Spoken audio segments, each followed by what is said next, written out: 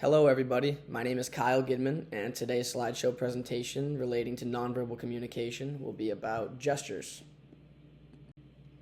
What are gestures? Gestures are movements of the hands, arms, or body that convey meaning in language. They are a type of nonverbal communication. Gestures can be intentional or unintentional. This can be dependent on how they are perceived. This can be related to different cultures and how they perceive them, or based off language, etc. They're often used to support or replace spoken words as well. The types of gestures. You have emblems, illustrators, regulators, and adapters. Emblems are gestures with a direct verbal meaning, such as a wave that could mean hello or goodbye. Illustrators are gestures that add emphasis or clarity to already spoken words. Regulators, they're gestures that help control the flow of conversation. Example of this would be nodding to signal someone to continue their conversation, etc. And adapters, which are unconscious movements that help us manage stress and our emotions. This could be fidgeting or toying with your hair when you're nervous or stressed, such as that. Why gestures matter, why gestures are important. Gestures help express feelings and attitudes without words. They strengthen and clarify already spoken messages. Gestures can regulate conversations and social interactions.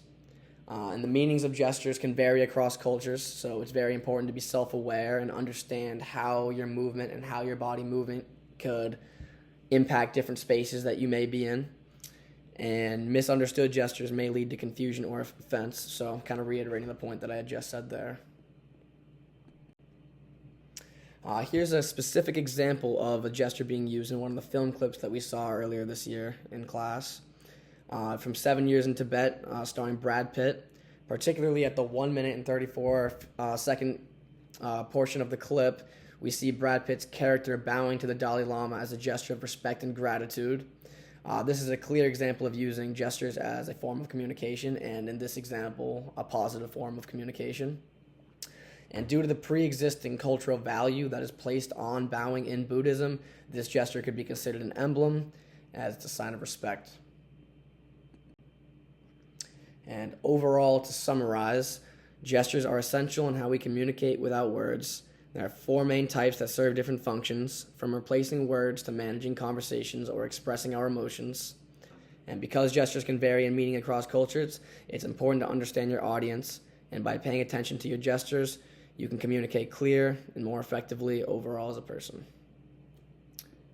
And that should be it. And here's my citation page. Thank you very much for everybody for listening, and I hope you all have a great day.